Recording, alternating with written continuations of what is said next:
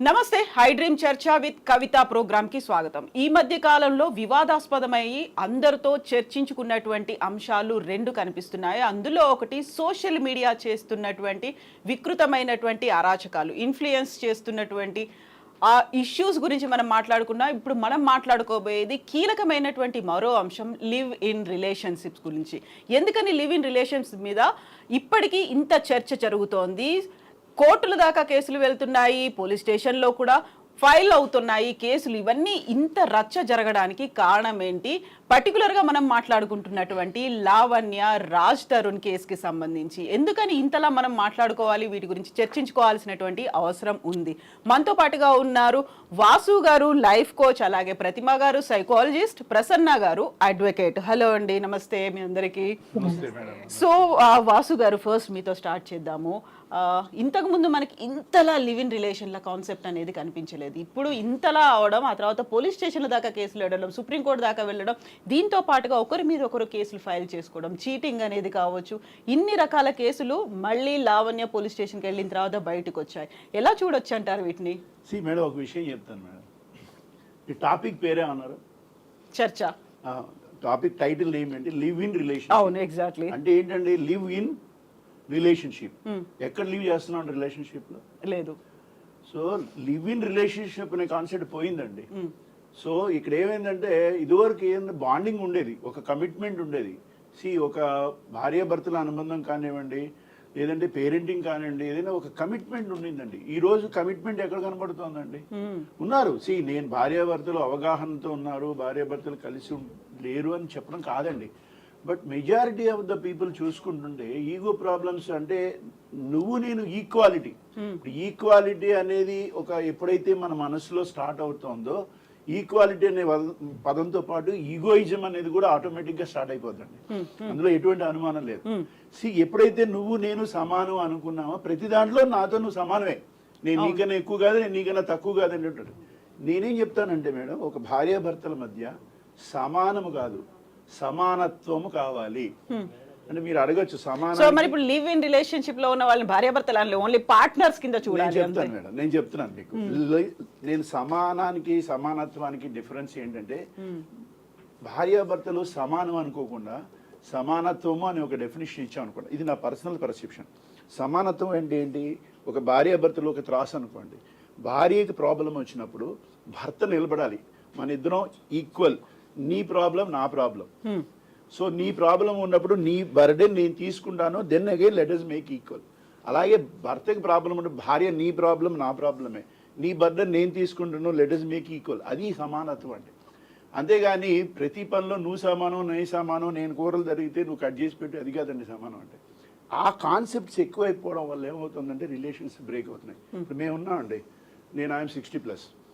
If you take the relationships of between wife and husband around 35 years before, అసలు ఈ discussions లేవండి. భార్యాభర్తలు ఎలా కలిసి ఉండాలి, పిల్లల్ని ఎలా పెంచాలి, అసలు ఈ డిస్కషన్స్ ఏంటంటే అర్థం లేదు. కౌన్సిలింగ్స్ అనేవి ఉండకపోయాయి. అసలు ఈ డిస్కషన్స్ ఏంటి? నాకు ఈ రోజుల్లో కూడా భార్యాభర్తలు ఎలా ఉండాలి అనేది తెలీదా? తెలియకుండానే పెళ్లి చేసుకుంటున్నారా? పిల్లల్ని ఎలా పెంచాలి అనేది తెలీదా? తెలియకుండానే పిల్లల్ని తెలుసండి. భార్యాభర్తలు ఎలా కలిసి ఉండాలి తెలుసు, వాళ్ళిద్దరి మధ్య ఎలా ప్రేమ అనుబంధాలు ఉండాలి తెలుసు, అన్నీ తెలుసండి. కానీ ప్రాబ్లమ్స్ ఎక్కడ వస్తున్నాయంటే, there is no right understanding. ఎప్పుడైతే రైట్ అండర్స్టాండింగ్ అనే వర్డ్ మిస్ అయిందో, అప్పుడు నువ్వే నేనే. ఎంత ప్రేమగా కలిసి ఉంటున్నారంటే, ఎప్పుడు విడిపోతామో తెలియదు అన్నంత ప్రేమగా కలిసి ఉంటున్నారండి ఇప్పుడు ఉన్నటువంటి సమాజం. దురదృష్టకరమైనటువంటి విషయం. సో దీన్ని ఎట్లా చేయాలి ఏంటంటే, ఇంకెవరికి వారే సమాధానం చెప్పుకోవాలండి. ఇప్పుడు మనం ఇవన్నీ కౌన్సిలింగ్స్ ఇవన్నీ ఉంటాయండి. ఎప్పుడు దాకా ఉంటాయండి? అవతల మనిషి మన మాట వినడానికి సిద్ధంగా ఉన్నప్పుడే కౌన్సిలింగ్స్ అన్నీ ఓకే అవుతాయండి. నా మాట నేను చేసేది నేనే చేస్తాను, కౌన్సిలింగ్ ఎంతవరకు చేయగలుగుతామండి? సో మనుషుల్లో ఈక్వాలిటీ కాదండి, ఒకరినొకరు అర్థం చేసుకుని ఇద్దరు సమానంగా ఆ ఇష్యూస్ని షేర్ చేసుకుని కలిసిమెలిసి లివ్ ఇన్ అన్నప్పుడే ఆ లివ్ ఇన్ అనే పదార్థానికి రిలేషన్కి అర్థం అనేది వస్తుందండి. అది అర్థం చేసుకోవాలి ఇప్పుడున్నటువంటి. ఇప్పుడున్న రాజ్ తరుణ్ కేసులో కనుక అయితే, for example, live in relationship ఏంటండి నాకు అర్థం కాదు. అంటే బిఫోర్ మ్యారేజ్ రిలేషన్షిప్ ఏంటి నాకు అసలు అర్థం కాలేదు. ఆ వర్డే నాకు తెలియదండి. అంటే ఒక ఫ్లెక్సిబిలిటీ ఉంటుంది, ఒక ఫ్రీడమ్ అనేది ఉంటుంది, ఒకరినొకరు అర్థం చేసుకోవచ్చు అనే కాన్సెప్టే కదా. పెళ్లి అనే బంధంలో ఒకటయ్యే ముందు ఒకరంటే ఒకరేంటి, వాళ్ళకు ఉన్నటువంటి ఇష్టాలు ఏంటి అనేది. ఎంతకాలం అండి వీళ్ళ రిలేషన్ 11 ఏళ్ళ నుంచి కంటిన్యూ అవుతుంది. అంటే 11 ఏళ్ళ వరకు వాళ్ళకి వీళ్ళు అర్థం కాలేదని మనం అర్థం చేసుకోవాలా, ఏమని అర్థం చేసుకోవాలి? This are all things to be discussed అండి. ఇప్పుడు అంటే నేను రైట్ మాట్లాడుతున్నానా, కరెక్టా రాంగ్ అనేది నాకు తెలియదు, కానీ 11 సంవత్సరాలు మేము కలిసి ఉన్నాము వితౌట్ మ్యారేజ్ అనే దాన్ని ఏ రకంగా మనం తీసుకోవాలి ఈ సమాజంలో ఈ రోజున? నేను ఇప్పుడున్న సమాజాన్ని ప్రశ్నిస్తున్నానండి. This is the question to the society. ఒక ఇద్దరు యువకులు మేము 11 సంవత్సరాలు కలిసి ఉన్నాము, మ్యారేజ్ అయినట్టుగా ఎక్కడ, అంటే పబ్లిక్ గా మ్యారేజ్ అయినట్టు ఎక్కడ మనకి ప్రూఫ్ లేదు. యాక్చువల్గా ఈ రోజున మన పరిస్థితి మనకి సంబంధించి. సో ఏంటండి ఈ సమాజం ఎట్టిపోతున్నాం మనం?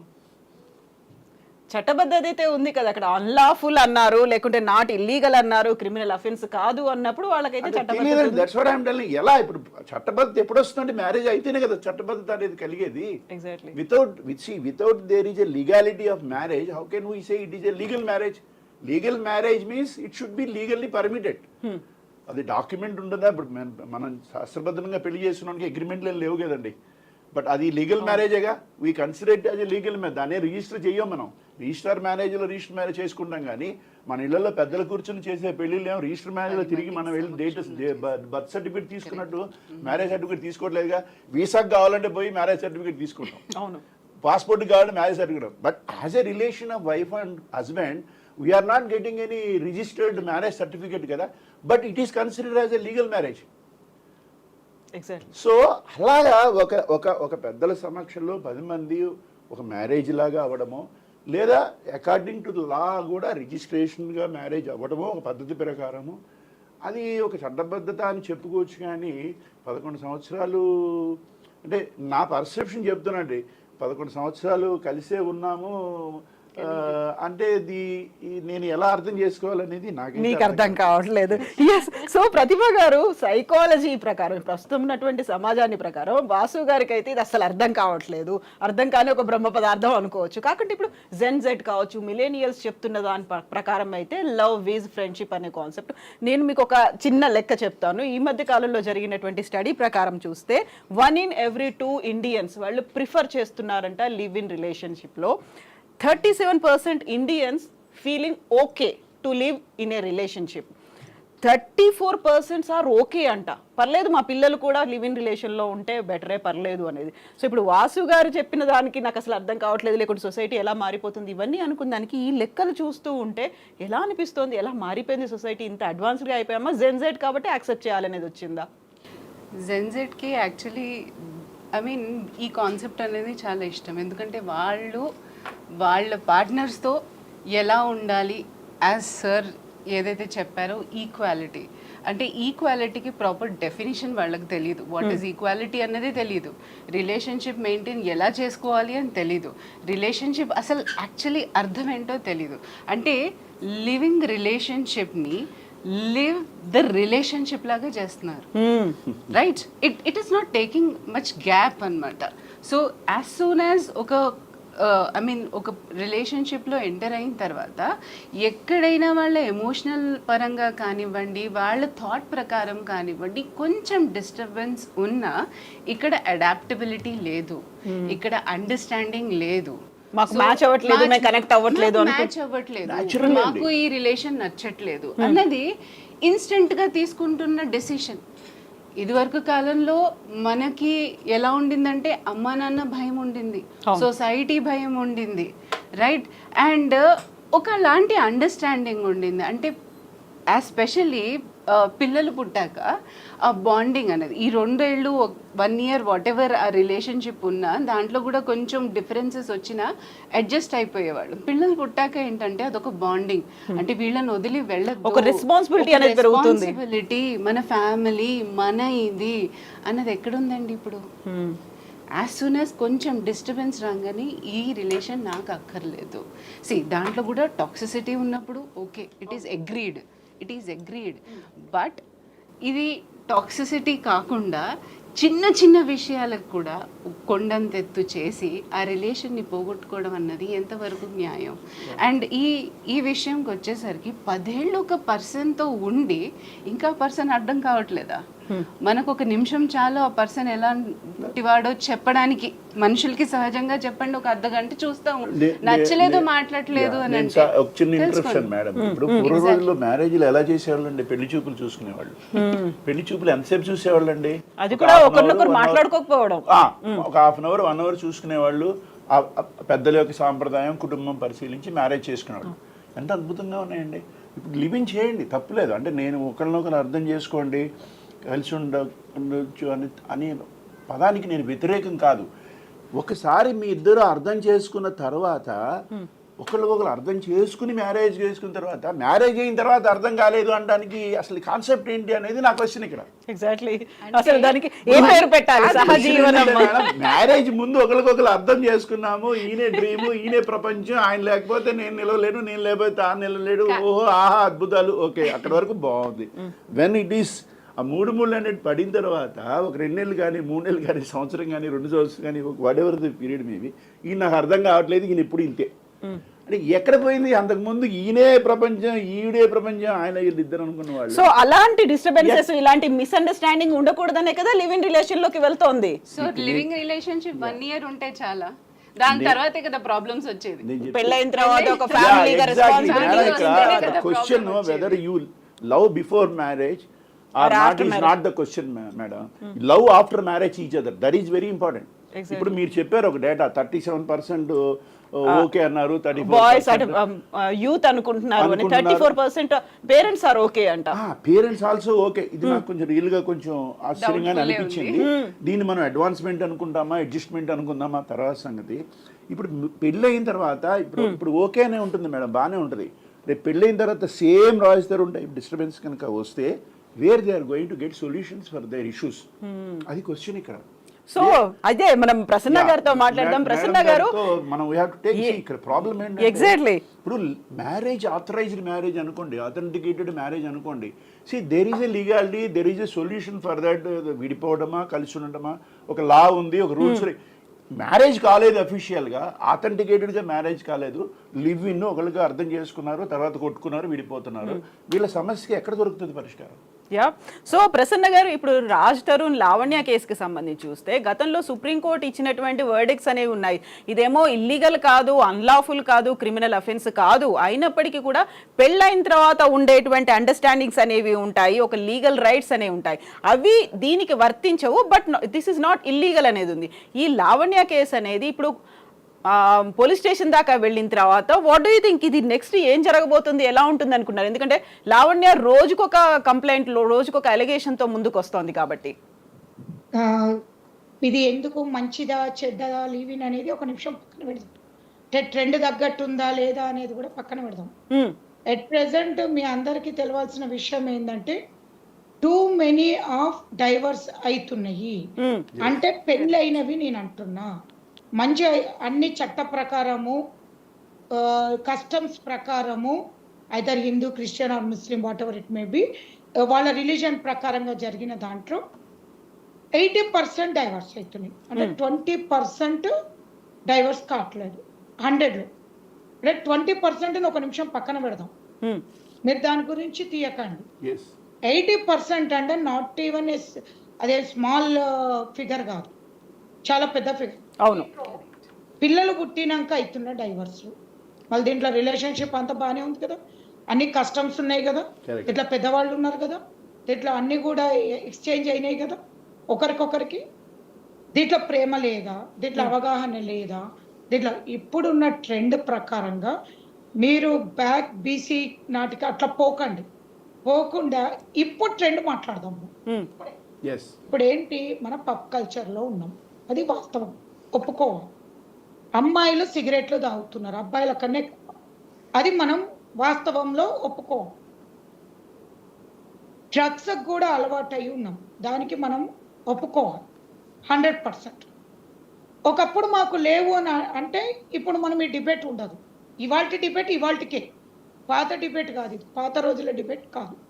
ఇవాల్టి రోజున డిబేట్లో ఇప్పుడు ఇంత కస్టమైజ్డ్గా జరుగుతున్న పెళ్ళిళ్ళకి ప్రేమ ఉందా, మళ్ళీ విడాకులు ఎందుకు అవుతున్నాయి? పెద్దవాళ్ళు ఉన్నారు, విడాకులు ఎందుకు అవుతున్నాయి?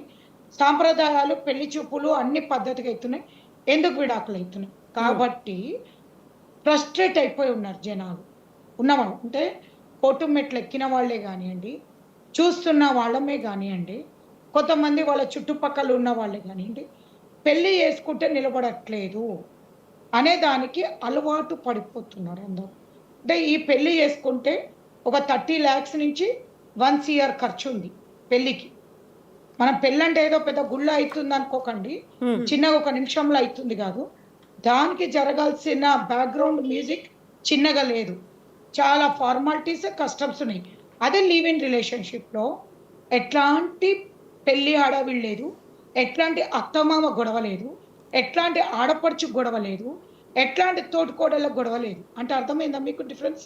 యా దీంట్లో ఫ్రీ బర్డ్స్ వీళ్ళిద్దరు, ఎట్లన్నా ఉండొచ్చు, ఏ విధంగానైనా ఉండొచ్చు.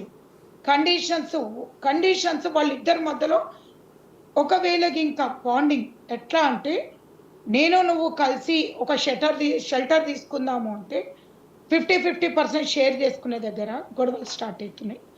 అమ్మాయి పేరు మీద ఇల్లు ఉంటుంది, అబ్బాయి పేరు మీద లోన్ కట్టుడు ఉంటుంది. ఇట్లాంటివి ఈవెన్ మన అరేంజ్డ్ మ్యారేజ్లో ఉన్నాయి, లివ్ ఇన్లో కూడా ఉన్నాయి. అంటే ఇక్కడ ప్రేమ అనేది హార్డ్లీ ఒక 1 year ఉంటుంది అనుకుందాం. వాళ్ళకి ఓపెన్గా చెప్తున్నా, ఓ సెక్షువల్ డిజైర్ ఫుల్ఫిల్ అయ్యేంత వరకు ఓ 1 year ఒక ఆ ట్రెండ్, ఆ తిరుగుడము, ఆ సినిమాలకి, లేకపోతే ఇద్దరు కలిసి గడపడము ఓ 1 year ఉంటుంది.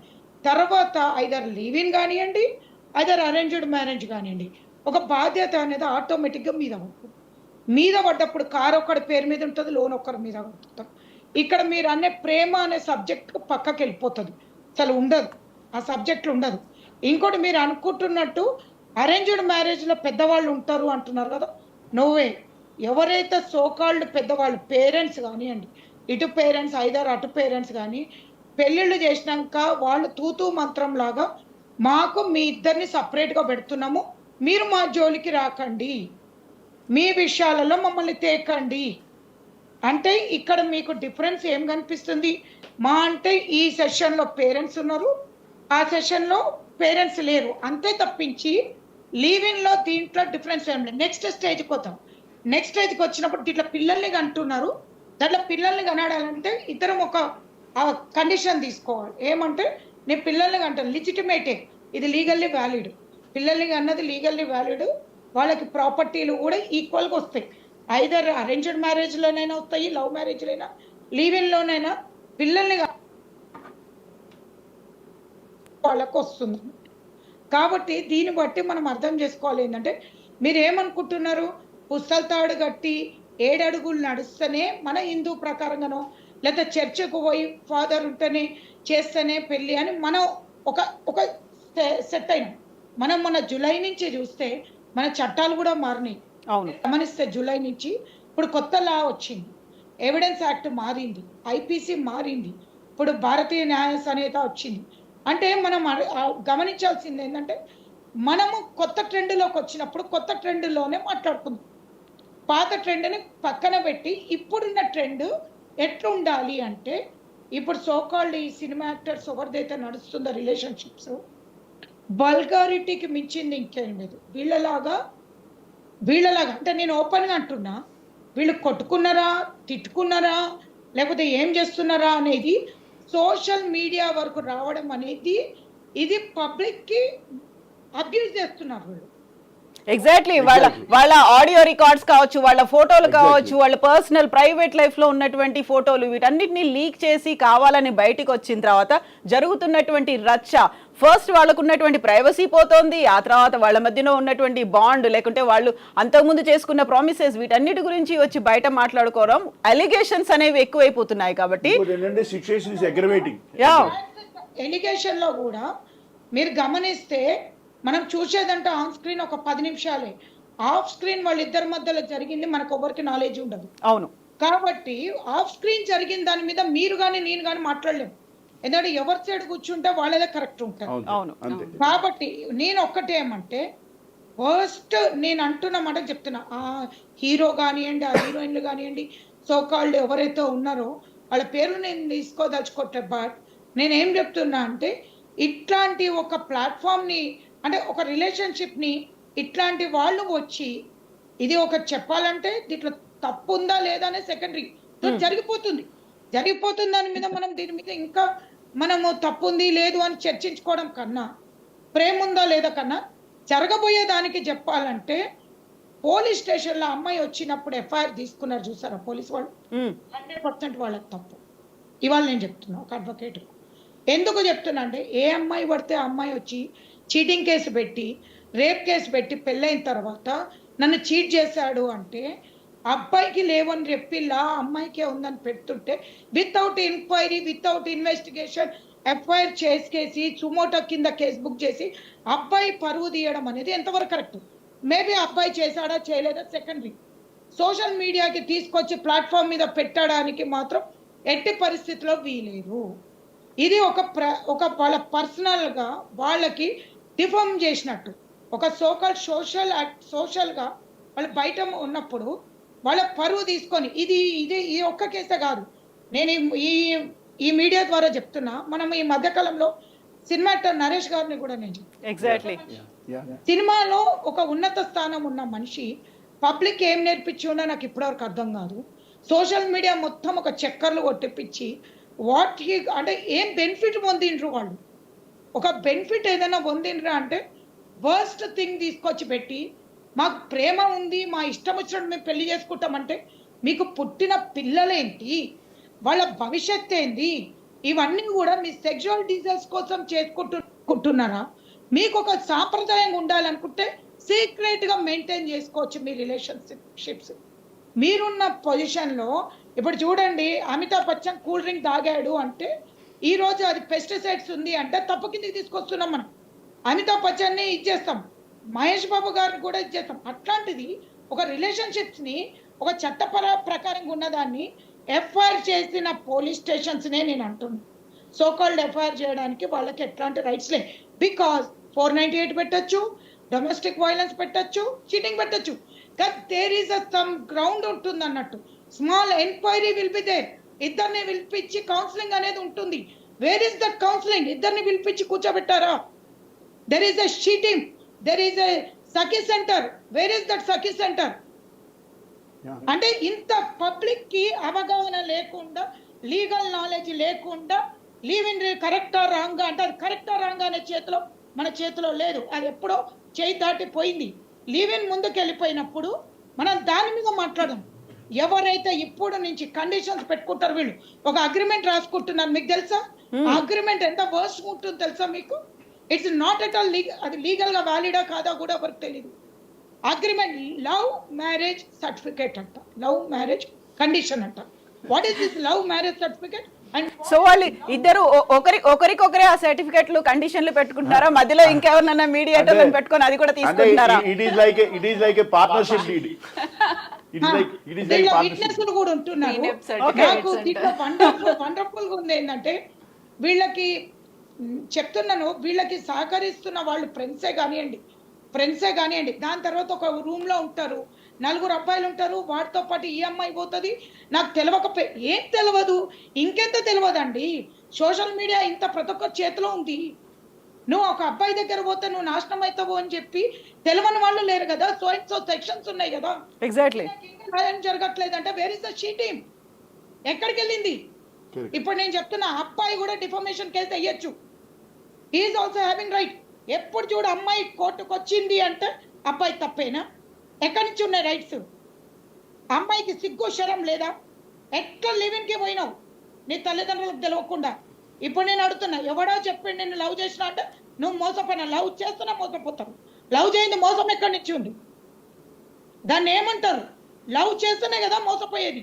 లవ్ చేయకపోతే దాన్ని ఏమంటారు? దాని పేరేంది? ప్రాస్టిట్యూట్ అంటారు. బట్ ఇక్కడ ప్రసన్న గారు ఇప్పుడు మనం we're not talking only about Lavanya, Raj Tarun ఇలా కాకుండా ఎగ్జాక్ట్లీ ఇందులో వచ్చినటువంటి గురించి చెప్తున్నాను. ఒక అమ్మాయి పోయేటప్పుడు నేను నమ్మి మోసపోయినా అనే వాడిని తీసేయాలి. నేను అన్నమాట ఒక అమ్మాయి గురించి చెప్తున్నా. Who ever it may B, నీ చేతిలో సోషల్ మీడియా ఉంది. సెల్ ఫోన్ ఫేస్బుక్ లో ఎవడు పడితే వాడికి లైక్లు, ఎవడు పడితే వాడిని ఫాలోయింగ్ చేసేయడం, వాటితోటి నేను మోసపోయినా అనడం, అవి ఎట్లా పాసిబుల్ ఉంటుంది? తెలియట్లేదా నీకు ఎంతమంది బయటకు పోతే ప్రాబ్లం ఉందని? Yeah that is true. What కార్లో నలుగురితోటి కార్లో పోతారు, రేప్ జరిగిందని కేసు పెడతారు. రీసెంట్ గా నేను చూసిన, నువ్వు నలుగురితోటి పోతున్నావు, రేప్ జరగకపోతే ఏం జరుగుతుంది? ఎక్కడో ఏడారిలో పోతారు, అవుట్స్కట్స్ లో, ఎట్లా జరగదు? నేను మోసపోయినా హౌ బట్ నో ఇక్కడ ప్రసన్న గారు ఐ హ్యావ్ ఎ డౌట్. అంటే మనకి ఒక నమ్మకం అనేది ఉంది, లేకుంటే వాళ్ళ మీద ట్రస్ట్ డెవలప్ చేసుకున్నాం, ఒక ఫ్రెండ్షిప్ ఈజ్ ఒక లవ్ ఈజ్ ఫ్రెండ్షిప్ అనుకున్నాం, లేకుంటే మన ఫ్రెండ్స్ గా వాళ్ళని ఎప్పటి నుంచో భావిస్తున్నాం అన్నప్పుడు ఆబ్వియస్ గా వాళ్ళ మీద ఒక నమ్మకం అనేది ఏర్పడుతుంది. మన వాళ్లే కదా, మనం ఇంతకాలం కలిసి ఉన్నాం కదా అనేది ఒకటి ఉంటుంది కదా. ఆ నమ్మకంతో పోతున్నారా, ఆ తర్వాత చీట్ అవుతున్నారా, మోసపోతున్నారా, అక్కడ ఫ్రాడ్ జరుగుతుందా అనేది ఇంకోటి వస్తుంది కదా. సో ఇలాంటివి కేసులు అవుతున్నప్పుడు యాజ్ ఏ అడ్వకేట్ గా మీ దగ్గరికి క్లయింట్ వచ్చారనుకోండి, మీరేం చెప్తారు వాళ్ళకి? అమ్మాయి 50% సహకారం లేనిది ఇంకో 50% జరగదు. 100% నేను ఈ మాట చెప్తాను. అమ్మాయి 50% సహకరిస్తారు అంటే తను ముందుకెళ్ళి కొద్దిగా క్లోజ్నెస్ మూవ్ కాకపోతే ఎదుటి అబ్బాయిలు ఎవరు కూడా ఛాన్స్ తీసుకోరు. ప్రతి ఒక్క అమ్మాయికి ఎందుకు జరగట్లేదు ఇట్లా? వాళ్ళ లిమిట్స్ వాళ్ళకి తెలుసు కదా. 100లో ఒక 2-3 ఎందుకు జరుగుతున్నాయి? మనం గమనిస్తే 100లో 100 మందికి జరగాలి కదా. నువ్వు నైట్ పబ్కి వెళ్తున్నావు, పబ్ కల్చర్ మంచిది కదా, నీకు తెలుసు నాకు తెలుసు, మళ్ళీ ఎందుకు వెళ్తున్నావు? ఇప్పుడు నేను ఇంతకుముందు ఒక సర్వే రిపోర్ట్ చెప్పాను కదా ప్రసన్న గారు, సారీ మిమ్మల్ని డిస్టర్బ్ చేస్తున్నాను. ఇంతకుముందు మ్యామ్ ప్రతిమా మ్యామ్ నేను ఇంతకుముందు ఒక సర్వే రిపోర్ట్ చెప్పాను 2023లో లేటెస్ట్ గా జరిగిన సర్వే రిపోర్ట్. అంటే ఇప్పుడు ప్రసన్న గారు లేవనెత్తిన పాయింట్ మనం మాట్లాడుకుంటే లవ్ ఈజ్ ఫ్రెండ్షిప్ అనుకుంటున్న దాంట్లో, ఫ్రెండ్స్ అనుకున్న దాంట్లో 87% మెన్ అంటే 92% ఉమెన్ ఉన్నారంట. అంటే వాళ్ళు అక్కడ ట్రస్ట్ చేస్తున్నారా, కేవలం ఫ్రెండ్ అనుకొని భావిస్తున్నారా, ఆ తర్వాత ఫర్దర్ గా అవుతుందా, అది ఎలా అవుతుంది? ముందు ఒకటి ఉందండి మేడం చెప్పిన దాంట్లో. మేడం ఏం చెప్తున్నారంటే సొసైటీని మనం కళ్ళారా చూస్తున్నాం. నమ్మకం అనేది ఉండొచ్చు, తప్పులేదు, ఫ్రెండ్షిప్ ఉండాలి, నమ్మకం ఉండాలి, కానీ ఎంతవరకు ఉండాలి అనేది క్వశ్చన్ ఇక్కడ. ఇప్పుడు ఒక 4-5తో కలిసి మనం లాంగ్ డిస్టెన్స్ వెళ్తున్నాము అన్నప్పుడు మన జాగ్రత్త అనేది మనకు కంపల్సరీ ఉంటుంది కదా. ఇప్పుడు ఫ్రెండ్షిప్ అనేది ఎంతవరకు ఫ్రెండ్షిప్ అండి? ఇప్పుడు ఒక 10 మంది అంటే 20 మంది 30 మంది కలిసి వెళ్తున్నారంటే అది కొంతవరకు యాక్సెప్టబులే. ఇప్పుడు మీ ఫ్రెండ్షిప్ అని చెప్పేసి, నమ్మకం అని చెప్పేసి ఎక్కడ పెడితే అక్కడ, ఏ టైంలో పెడితే ఆ టైంలో పోవడం వల్ల మనకి నష్టమే జరిగే అవకాశాలు ఎక్కువ ఉంటాయి కదా. అది మరి మేడం చెప్పేది ఏంటంటే ఎవరికి తెలియదు ఇలా జరుగుతుందని, మనం దాన్ని క్రాస్ లిమిట్ ని ఎందుకు దాటిపోవాలి అని మనకి తెలియదా అని క్వశ్చన్. నమ్మకం కన్నా పిల్లలు ఏంటంటే ఈ పేరెంట్స్ తో ఐ మీన్ చెప్పకుండా చెయ్యడం అనేది ఉంటుంది చూడండి. అది చాలా పేరెంట్స్ కంటే ఎక్కువ ఫ్రెండ్స్ తో డిస్కస్ చేయడం అనేది ఉంటుంది. ఓపెన్ కన్వర్సేషన్ లేకపోవడం, కమ్యూనికేషన్ కంప్లీట్లీ కట్ ఆఫ్ అవ్వడం పేరెంట్స్ తో, ఇది ఒక కారణం ఉంది. అండ్ దెన్ వాళ్ళకి చెప్పకుండా వీళ్ళు ఇంత పెద్ద స్టెప్ తీసుకుని కాలేజీలు బంక్ కొడుతూ ఇప్పుడు చెప్తున్నారు కదా బయటికి వెళ్తున్నారు అనేసి, చెప్పకుండా వెళ్ళడం కూడా ఇప్పుడు ఫ్రెండ్స్ వాళ్ళకి తెలుసు. సో వాళ్ళకి ఏది సెక్యూరిటీ అక్కడ? సో వాళ్ళది ఆలోచించుకోవాలి. పిల్లలు అక్కడ ఆలోచించుకోవాలి, నేను రైట్ ఆర్ రాంగ్. ఇప్పుడు ఏంటంటే మేడం చిన్న పిల్లలు 10 ఏళ్ళు 11 ఏళ్ళు 12 ఏళ్ళ పిల్లలు అంటే తెలియదు వాళ్ళకి. These people are adults, they know everything and they have more knowledge about the social media compare to the others. They have more knowledge about the social how it is happening అనేది compare to the others. So knowing all these things madam ఏం చెప్తారంటే it is one way, it is correct also. బయట ఇంత జరుగుతున్నప్పుడు మనం ఇన్ని రకాల వార్తలు వింటున్నప్పుడు మనం నమ్మకం అనేది ఎంతవరకు ఆ నమ్మకాన్ని ఉంచుకోవాలి అనేది మనకి క్లారిటీ ఉండాలి కదా. అయితే ఇక్కడే ఇంకోటి, ఇది నా లైఫ్ కాబట్టి నా లైఫ్ ఫర్దర్ గా ఎవరు ఉండాలి, నా లైఫ్ పార్ట్నర్ ఎవరు ఉండాలి అనుకునే దానికి ఇంకొంచెం టెస్ట్ పెట్టి చూద్దాం, ఇంకొంచెం టైం తీసుకుందాం, ఇంకొంచెం పేషెన్స్ తో ఉందాం. దానికి ఇంకొక స్టెప్ లివ్ ఇన్ రిలేషన్షిప్. అందులోకి వెళ్తున్నారు, అక్కడ ఫ్లెక్సిబిలిటీ అనేది ఉంటుంది, ఫ్రీడమ్ అనేది ఉంటుంది. మనకి మ్యాచ్ అవ్వలేదు, మన ఐడియాస్ మ్యాచ్ అవ్వలేదు, మనం కలిసి ఉండలేమన్నప్పుడు సెపరేట్ అయిపోదాం అనేది ఉంటుంది, ఒక మ్యూచువల్ అండర్స్టాండింగ్. ఇప్పుడు ఫర్నిచర్ షాప్ కి వెళ్తే ఒక సోఫా నుంచి ఒక సోఫాకి కూర్చుని కౌచెస్ అంటే కరెక్ట్ కంఫర్టబుల్ ఉన్నాయా లేదా అన్నట్టు ఎలా చెక్ చేసుకుంటున్నాము. రిలేషన్షిప్ అదే అమ్మా మనం నేర్చుకుంటున్న. ఐ డోంట్ నో కి ఇది కరెక్ట్ ఆర్ రాంగ్ అని నేను చెప్పడం, but that is what the example that we're giving. Material కి లవ్ కి ఎక్కడ డిఫరెన్స్ లేదు. చెప్పారండి ఇప్పుడు ఇంకొంచెం సేపు టెస్ట్ చేద్దాం, ఇంకొన్ని రోజులు టెస్ట్ చేద్దాం అని అన్నారు. ఎందుకంటే నా లైఫ్ లాంగ్ అనేది ఉంటుంది, ఒక జర్నీ ఒకరితో చేయాలి. ఇప్పుడు ఎలా ఉంటుందంటే ఎంతవరకు టెస్ట్ చేస్తాము? టెస్టింగ్ కూడా ఒక లిమిట్ ఉంటుంది కదా. To what extent? ఇప్పుడు మీరు బిజినెస్ లో రిస్క్ తీసుకుని ఎలా ట్రైల్ వేస్తాం ఒకదాని తర్వాత మీరు లైఫ్ లో రిస్క్ తీసుకున్న ట్రైల్ అయినట్టుగా చెప్తున్నారు. అది it is possible in the business but is not possible in the life. ఎందుకంటే ఒక్కసారి లైఫ్ లో బిజినెస్ లో లాస్ వస్తే that is not end of the life. But ఇక్కడ ఈ లాస్ అనేది ఇట్ ఈస్ ఇర్రిపేరబుల్ కదా. సో దీనికి they should know the limitations. That is the point. So ఇప్పుడు ఒకరితో నచ్చకపోతే నెక్స్ట్ ఇంకోళ్ళని ట్రై చేస్తారా? సో ఇప్పుడు ఈ కేసులో అలాగే అయింది కదా. లావణ్య చేస్తున్నటువంటి అలిగేషన్ కూడా అదే కదా. రాజ్ తరుణ్ అన్ని రోజులు నాతో ఉన్నాడు, అన్నేళ్ల పాటు ఉన్నాడు, నా తర్వాత ఇంకొక అమ్మాయి వచ్చిన తర్వాత హీ స్టార్టెడ్ నెగ్లెక్టింగ్ మీ అని. ఏంటంటే మనం ఇప్పుడు ఎలా తయారవుతున్నా అంటే ఒక టీవీ సెలెక్ట్ చేసుకున్నట్టుగా, అదే ఒక టీవీ సెలెక్ట్ చేసుకున్నట్టుగా, మేడం గారు ఒక ఫర్నిచర్ సెలెక్ట్ చేసుకున్నట్టుగా, ఒక ఇంపార్టెంట్ లగ్జరీ ఐటమ్ సెలెక్ట్ చేసుకున్నట్టుగా, ఒక కార్ సెలెక్ట్ చేసుకున్నట్టుగా వైఫ్ అండ్ హస్బెండ్ సెలెక్ట్ చేసుకుందాం అనే మోడ్ లో ఉంటున్నారేమో అని నాకు ఈ డిస్కషన్ ద్వారా అర్థమవుతుంది. ఎగ్జాక్ట్లీ. సో ప్రసన్న గారు మేడం మీరే చెప్పాలి మరి. ప్రసన్న గారు ఇప్పుడైతే ఇది క్రిమినల్ అఫెన్స్ కాదు, అన్లాఫుల్ కాదు, ఇల్లీగల్ కూడా కాదు అని సుప్రీంకోర్టు చెప్పిన తర్వాత పెళ్ళైతే వచ్చి అక్కడ డైవర్స్ తీసుకున్న తర్వాత వచ్చేటువంటి కొన్ని బెనిఫిట్స్ అనేవి ఉంటాయి, లీగల్ రైట్స్ ఆబ్లిగేషన్స్ ఉంటాయి, అవి మాత్రం వీళ్ళకి వర్తించవు. ఆ టైంలో ఇప్పుడు లావణ్య లాంటి వాళ్ళు పోలీస్ స్టేషన్ కి వెళ్ళి కేసులు పెడుతున్నారు, లేకుంటే కోర్టు మెట్లు ఎక్కుతున్నారు. ఆ తర్వాత వాళ్ళకి ఎలాంటి జస్టిస్ అనేది వస్తుంది అనుకున్నారు? ఇప్పుడు పర్టికులర్ ఈ కేసులోనే రాజ్ తరుణ్ ఎస్కేప్ అయ్యాడని వినిపిస్తోంది, ఆ తర్వాత అబార్షన్లు అయ్యాయి, ఇవన్నీ వినిపిస్తున్నప్పుడు అటు మెడికో లీగల్ కేసు అవుతుంది. ఇన్ని ఉన్నప్పుడు నెక్స్ట్ ఏం జరుగుతుంది? అసలు మీరు ఏం చేస్తారు ఇలాంటి కేసుల్లో? నా క్వశ్చన్ కూడా అదే మేడం. యాక్చువల్గా sorry for the interruption. Arranged కానివ్వండి, లివ్ ఇన్ కానివ్వండి, లవ్ మ్యారేజ్ కానివ్వండి, అన్ని ఒకటే తీరుగా చూద్దాం. ప్రతి కేసులో అమ్మాయి మోసపోయినా అని చెప్పి కేసు పెడతారు. అవును, ప్రతి కేసులో నన్ను చీట్ చేశారని కేసు పెడతారు. ఒక 1-2 years వరకు ఇది ఒక హంగమ్మ నడుస్తుంటది అన్నట్టు. నేను మోసపోయాను, నన్ను ఇట్లా వాడుకున్నారు, నన్ను అట్టు చేశారు, నాకు ఫైనాన్షియల్ గా లాస్ అయింది, అన్ని విధాలుగా చెప్తారు.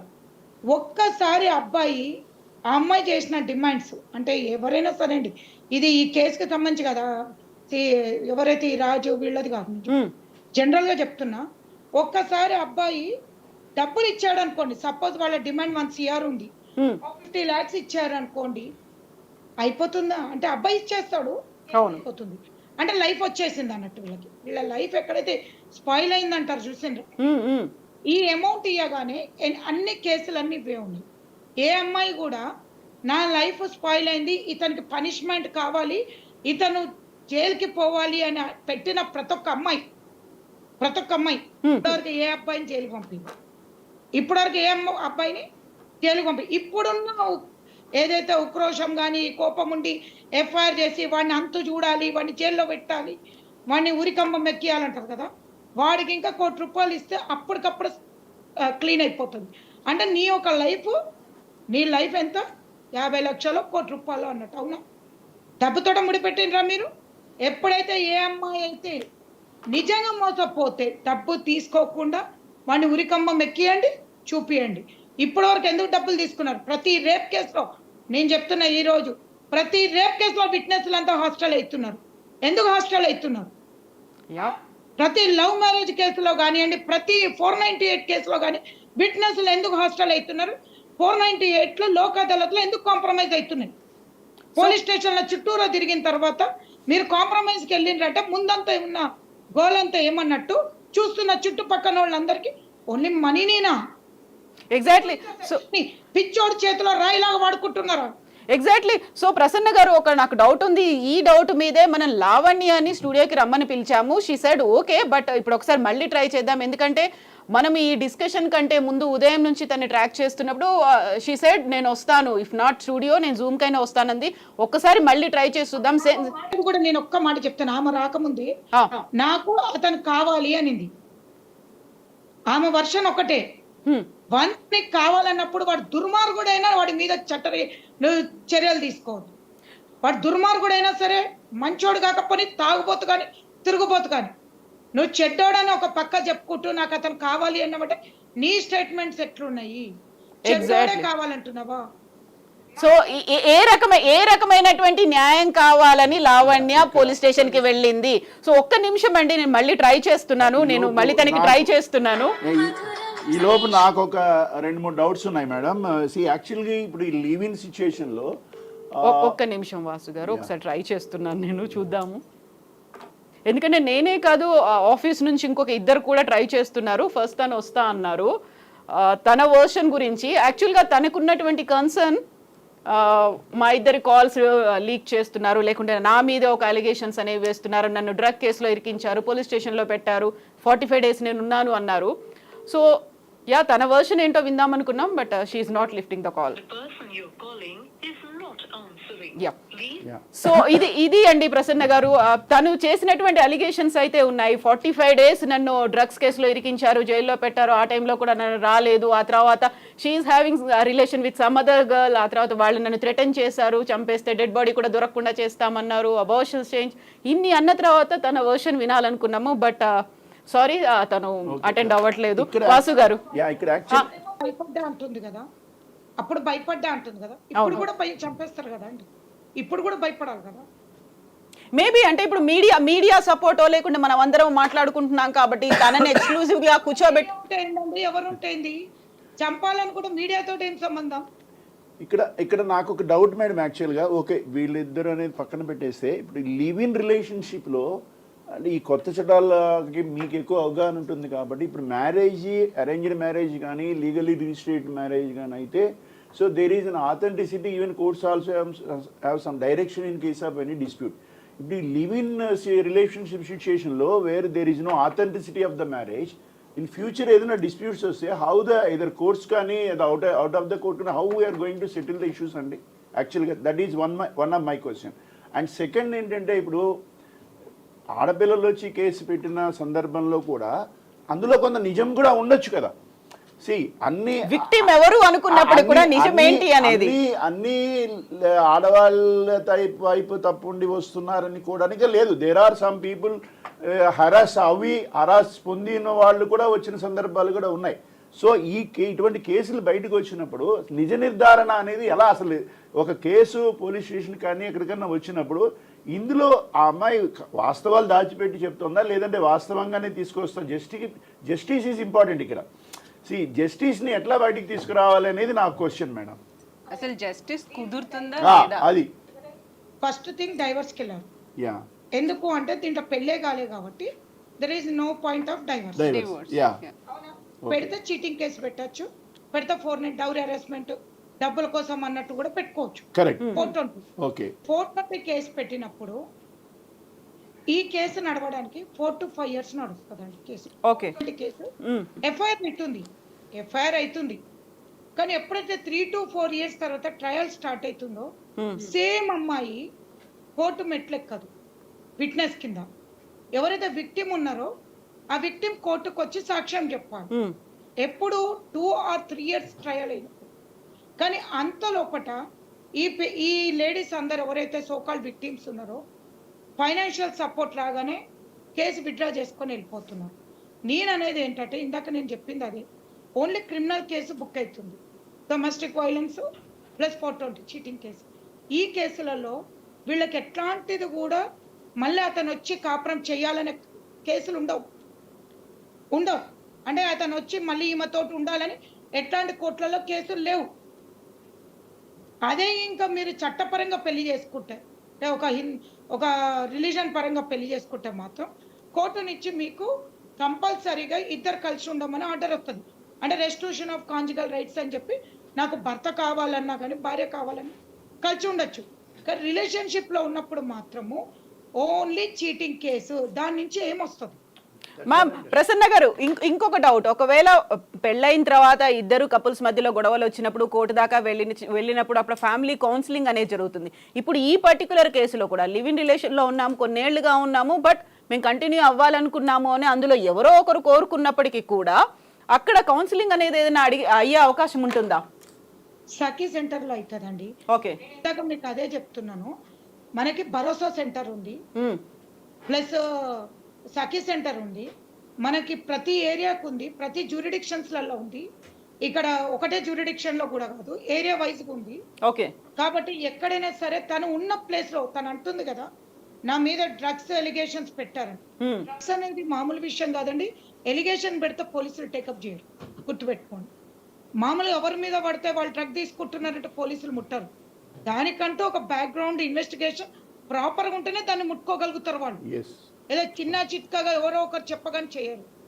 నెక్స్ట్ నన్ను పరువు తీశారు, నా మీద ఆడియో లీక్స్ చేస్తున్నారు కదా.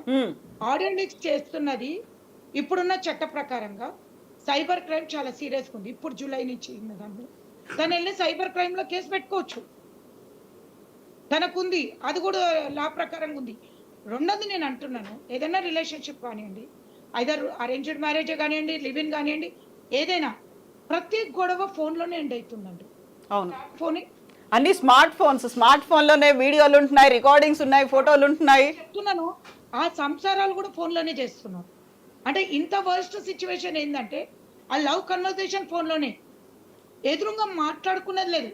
ఎప్పుడైనా గుర్తుపెట్టుకోండి, నేను రికార్డింగ్ మీ వాయిస్ చేస్తున్నా అంటే నేను జాగ్రత్తగా ఉంటా, నేను జాగ్రత్తగా ఉంటా. ఫ్యూచర్ పర్పస్ మీరు మాట్లాడుతుంటారు అంటే దీన్ని బట్టి మనం అర్థం చేసుకోవాలి ఏంటంటే రికార్డింగ్ జరుగుతుంది అనేది మనకు తెలిసినప్పుడు ప్రతి ఒక్కరికి తెలుసు, మనం పెట్టే ప్రతి చాట్ కానివ్వండి, ప్రతి కన్వర్జేషన్ సోషల్ మీడియా సైబర్ మొత్తం రికార్డు సేవ్ అయి ఉంటుంది. అది కూడా ఎప్పటికప్పుడు మనకి పోలీసు వాళ్ళు చెప్తూనే ఉన్నారు. ఆడియో లీక్ అయినప్పుడు నువ్వు సైబర్ క్రైమ్ ఎందుకు పెట్టలేదు, ఎవరి మీద పెట్టాలి? ఇంకోటి సోకాల్డ్ సపోజ్ ఎగ్జాంపుల్ చెప్తున్నా, యూట్యూబ్లో కానీ దేంట్లోనైనా ఏదైనా ఆడియో లీక్ అయింది అన్నప్పుడు బయటకు వచ్చినప్పుడు ఈవెన్ వాళ్ళకు కూడా రైట్స్ లేవు, యూట్యూబ్ వాళ్ళకు కూడా దాన్ని బయట పెట్టడానికి రైట్స్ లేవు వితౌట్ పర్మిషన్. అంటే వాళ్ళ మీద కూడా మీరు చట్టరీత్యా కేసు పెట్టుకోవచ్చు. ఇన్ని లా ప్రకారంగా అన్ని ఉన్నాయండి. దీని ఏదైతే ఉందో స్టాండ్ ఉంటుందా మీరే తెలుసుకోండి. 100% నేను చెప్తున్నా స్టాండ్ ఉండదు. ఓకే, ఉండదు. సో ఇంత గ్యారంటీ ఎందుకు ఇస్తున్నా అంటే చిన్న చిన్న పిల్లల రేపులు జరుగుతున్నాయండి, దాంట్లో కూడా తల్లిదండ్రులు అమ్ముడు పోతుంటే ఒక అడ్వకేట్కి కానివ్వండి, ఒక మహిళకు కానివ్వండి, తట్టుకోలేని బాధ అవుతుంది. ఏంటంటే తల్లిదండ్రులు అమ్ముడు పోతున్నారు. అంటే ఒక 5 ఏళ్ల పిల్లని రేపు జరిగిన కేసు గురించి కొట్లాడి ముందు వరకు పోయినాక ఆ సోకాల్డ్ విక్టిమ్ చనిపోయినాక కూడా, చనిపోతుంది పాపం, రేపు జరిగిన చనిపోయినాక కూడా తల్లిదండ్రులకి డబ్బులు వస్తే తీసుకొని వెళ్ళిపోతుంది. ఏదో ఒక రకంగా కాంప్రమైజ్ అయిపోతాం కదా అనేది, ఏదో ఒక రకంగా కాంప్రమైజ్ అయిపోవడం అనేది.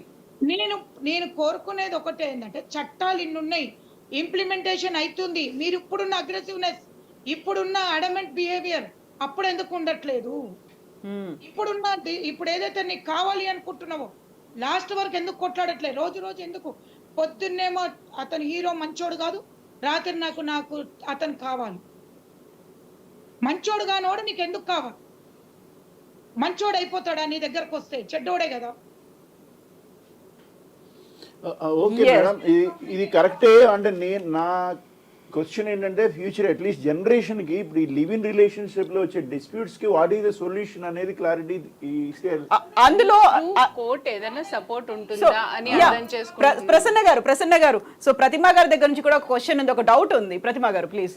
సో నేనేమంటున్నానంటే త్రూ కోర్ట్ వాళ్ళకి ఏమైనా సపోర్ట్ దొరుకుతుందా? బికాస్ ఇదేమి అఫ్ కోర్స్ ఇది ఒఫెన్సివ్ కాదు, క్రిమినల్ కాదు అని చెప్పి సుప్రీం కోర్ట్ చెప్పేసింది. సో ఇప్పుడు కోర్ట్ ఏమైనా సపోర్ట్ ఇస్తుందా ఇలాంటి రిలేషన్షిప్ కి? ఇప్పుడు ఒకళ్ళు ప్రేమించిన తర్వాత ఇప్పుడు 10 ఏళ్ళు ఉన్నారు, 5 ఏళ్ళు ఉన్నారు, 2 ఏళ్ళు ఉన్నారు. సో ఒకళ్ళు ప్రేమించవచ్చు, ఒకళ్ళు ప్రేమించకపోవచ్చు.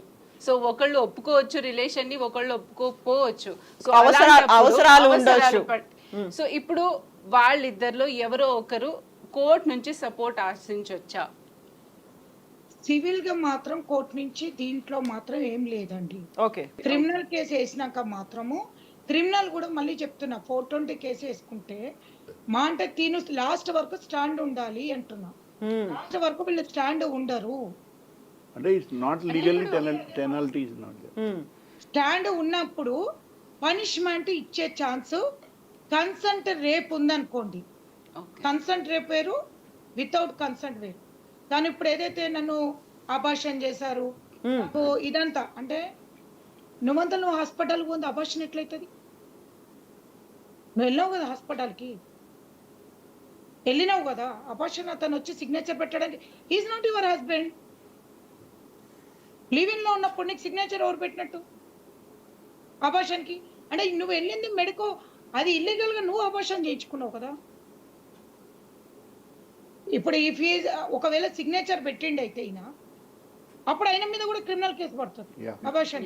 ఎగ్జాక్ట్లీ కానీ ఆయన సిగ్నేచర్ పెట్టిండా లేదనేది మనం తీయాలి కదా రిపోర్ట్. నువ్వు పోయి అబార్షన్ చేయించుకుంటే అది అతని మీదకి ఎంత వస్తుంది? హస్బెండ్ ప్లేస్ లో ఏమని పెట్టాడు రిలేషన్షిప్? యా, ఇలాంటి పర్టికులర్ కేసులో ఫర్దర్ ప్రొసీడింగ్స్ అనేవి ఎలా ఉంటాయి ప్రసన్న గారు? యూజువల్గా తను పోలీస్ స్టేషన్కి వెళ్ళింది, కేసు కంప్లైంట్ చేసింది, బోల్డ్ అని ఆధారాలు ఉన్నాయని తను అన్నీ చూపిస్తోంది, and same allegations Raj Tarun కూడా చేశాడు కాబట్టి మళ్ళీ తను ఇక్కడ లేడు, విదేశాలకు పారిపోయాడని ఇవన్నీ వినిపిస్తున్నాయి. నెక్స్ట్ ఏం జరుగుతుంది? ఫర్దర్గా ఉండేటువంటి స్టెప్స్ ఎలా ఉంటాయి? అసలు ఏం జరుగుతుంది? దీంట్లో అరెస్ట్ ఉండదు.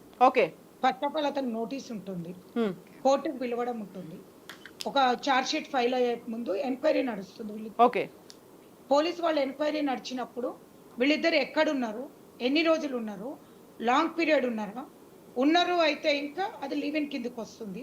షార్ట్ పీరియడ్ 10 రోజులు 5 రోజులు ఉంటే అది లివిన్ కాదు. అంటే లాంగ్ పీరియడ్ ఉండాలి, ఓ 2-3 years, మోర్ దెన్ 11 years ఇక్కడ ఉంది, 11 years అంటున్నాను. ఇది 11 years. వీళ్ళది లివినేనండి, దాంట్లో ఎట్లాంటిది డౌట్ లేదు. దాంట్లో ఈవెన్ ఇద్దరు కూడా ఒప్పుకున్నారు, అతను కూడా ఒప్పుకున్నారు కాబట్టి దాంట్లో ఎట్లాంటి ప్రాబ్లం లేదు. వీళ్ళ కేసులో ఎట్లాంటిది ఇది లేదు, డౌట్ లేదు, రిలేషన్ లేదు అనేది కాదు, ఉంది. ఇద్దరు కూడా ప్రతి ఒక్కటి కూడా ఒప్పేసుకున్నారు. ఇద్దరి మధ్యలో ఎవ్రీథింగ్ ఇస్ దేర్ అనేది కూడా ఒప్పుకున్నారు. కాబట్టి అబార్షన్ అనే దగ్గరకు వస్తేనేమో మనం మెడికల్ది మొత్తం చెక్ చేయాలి. నెక్స్ట్ వచ్చేసి విత్ కన్సెంట్ అతను ఉన్నాడు అంటే ఇట్స్ క్రైమ్ కిందికి రాదు. అంటే అతను ఆమె మధ్యలో విత్ కన్సెంట్ ఉంది, ఇద్దరి మధ్యలో ఒక రిలేషన్షిప్, ఒక కాంట్రాక్ట్ లాగా ఉంది అంటే మాత్రం ఎట్లాంటిది కూడా తప్పులేదు. మా అబ్బాయి నుంచి తప్పులేదు. ఇక్కడ అబ్బాయి వదులుకొని వెళ్ళిపోయిండు అన్నప్పుడు కూడా అమ్మాయికి రైట్స్ లేవు. రైట్స్ ఎటు నుంచి కూడా నన్ను పోవద్దు అనే రైట్ ఆమెకు లేదు, లీవింగ్ లో లేదు. మళ్ళీ చెప్తున్నా నేను, లీవింగ్ రిలేషన్షిప్ లో కండిషన్స్ లేవు. నువ్వు నాతోటే ఉండాలి అనే కండిషన్ లేదు. అట్లాంటప్పుడు కోర్టు ఎక్కడి నుంచి వచ్చింది మనకి?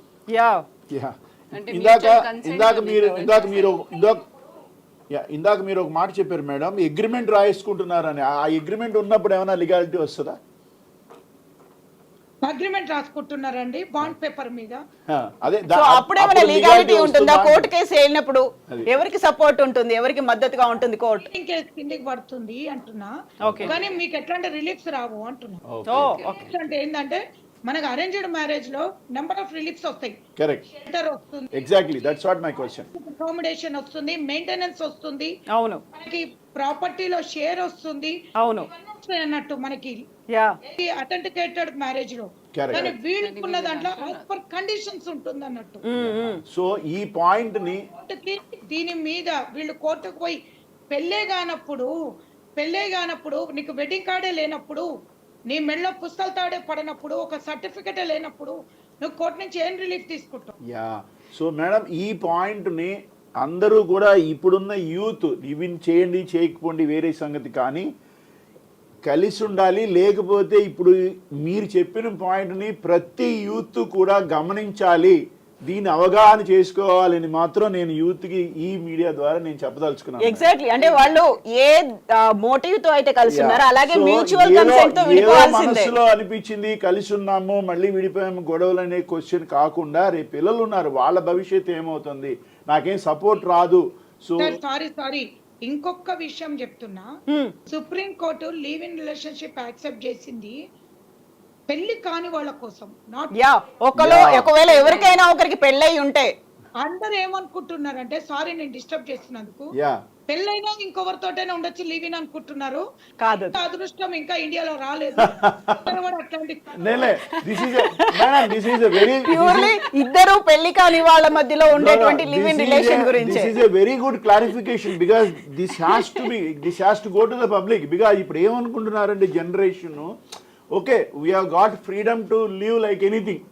సో ఈ 2-3 క్లారిఫికేషన్స్ చాలా ఇంపార్టెంట్ అండి, because the couple live together without marriage, if there is any disturbance they are not going to get any support from the legal అనేటువంటి పాయింట్ మాత్రం 100% మనం పబ్లిక్ లోకి తీసుకువెళ్లాల్సిన నెసిటీ అయితే ఉంది అని చెప్పేసి నేనైతే భావిస్తున్నాను. ఎస్. సో ప్రతిమ గారు ఒక క్లారిటీ అయితే వచ్చిందా కంప్లీట్ గా ప్రసన్న గారు ఇచ్చినటువంటి క్లారిఫికేషన్స్ తో? ఎక్స్పీరియన్స్ ప్రకారం ఇప్పుడు అడుగుతున్నాను, మీ ఎక్స్పీరియన్స్ ప్రకారం మన కోర్ట్ ఇంకొంచెం స్ట్రిక్ట్ గా ఉండాలా, దీనికి ఏదైనా కొత్త లా తీసుకురావాలా?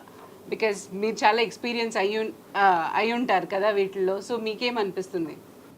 ఇప్పుడు మనకి హిందూ లా ప్రకారం కానివ్వండి, క్రిస్టియన్ లా ప్రకారంగా మాత్రం చాలా పాత చట్టాలే ఉన్నాయి. ఇప్పుడున్న ట్రెండ్కి అసలు చట్టాలే ఇంకా రాలేదు. సో మరి చట్టాలు కూడా మారాలంటారా? మా ప్రసన్న గారు ఇప్పుడు సరికొత్తగా వచ్చిన జూలై 1 నుంచి వచ్చినటువంటి భారతీయ న్యాయ చట్టాలు ఏం చెప్తున్నాయి వాటి గురించి? దీని గురించి ఏమైనా ఉందా అందులో? అది వచ్చి సిఆర్పిసి, ఐపీసీ ఎవిడెన్స్ యాక్ట్ అండి. అవును. Not for the marriage.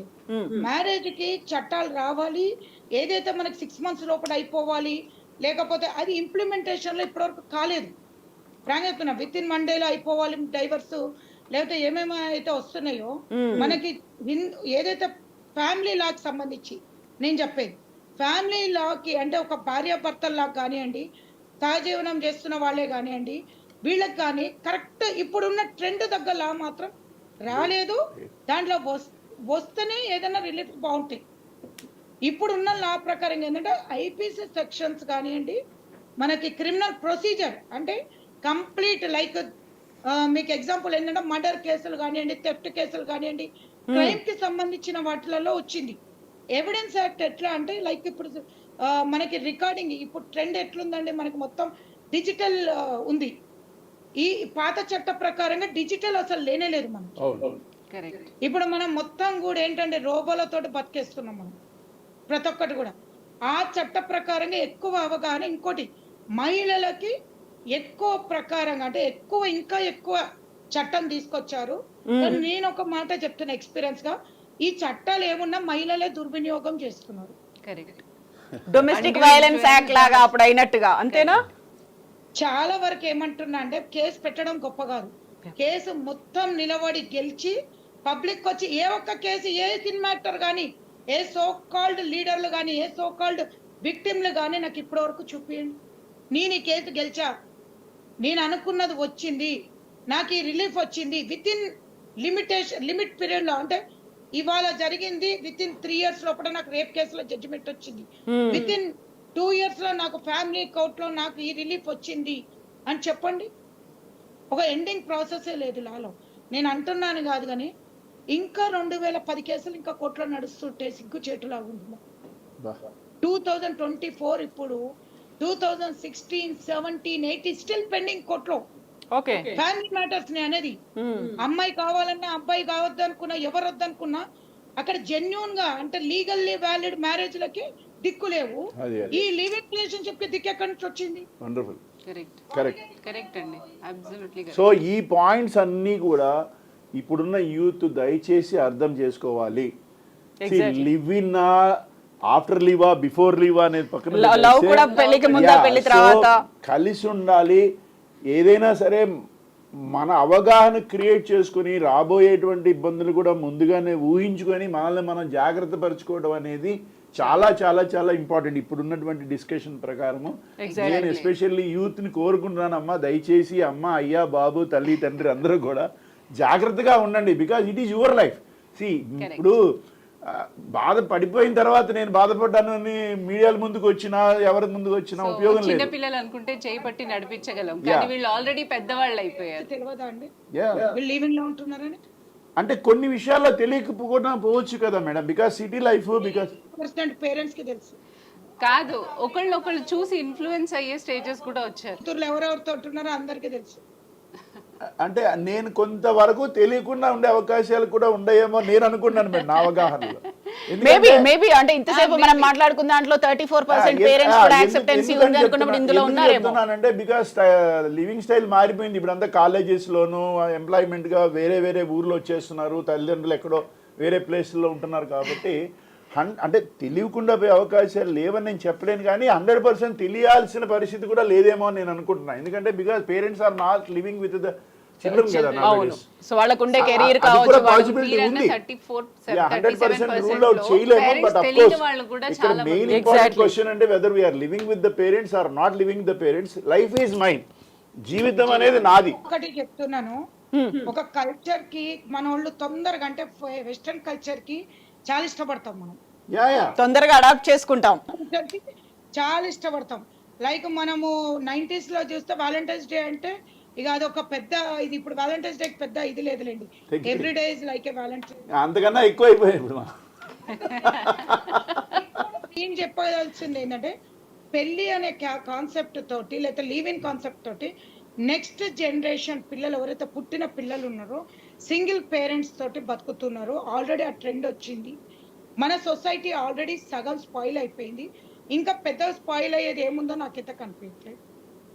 ఇంతకు మించి చూడాల్సింది ఇంకేం లేవు అంతేనా? ఉంటాయిలేండి ఏదో. అంతే. ఇంకోటి సరికొత్తగా టెక్నాలజీ వచ్చింది కాబట్టి ఇంతకు మించి ఇంకేమైనా కనిపించవచ్చేమో. అయితే థ్యాంక్ యూ ప్రసన్న గారు ఫర్ ద ఇన్సైట్స్ అండి. మీరు ఇచ్చినటువంటి వాల్యుబుల్ ఇన్సైట్స్ అనేవి ఉన్నాయి. అయితే చివర్లో మళ్ళీ ఒకసారి నేను లావణ్య గారికి ట్రై చేస్తాను. బికాజ్ మీరు అడిగిన వాటన్నిటికీ తన ఆన్సర్ చెప్తుందా లేకుంటే ఏంటి అనేది మళ్ళీ ఇంకొక ట్రయల్. కానీ నాకు no, she said she will come, she will join. అందుకనన్నే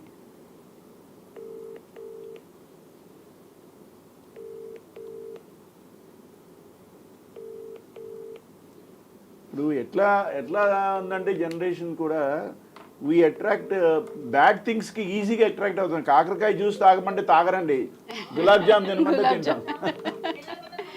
very much. అదే ఏదో చిన్న గొడవ కానీ ఇదంతా మన అంటే మన జనరేషన్ తోటి ఇప్పుడు పోల్చకండి. ఇప్పుడు they are very much matured.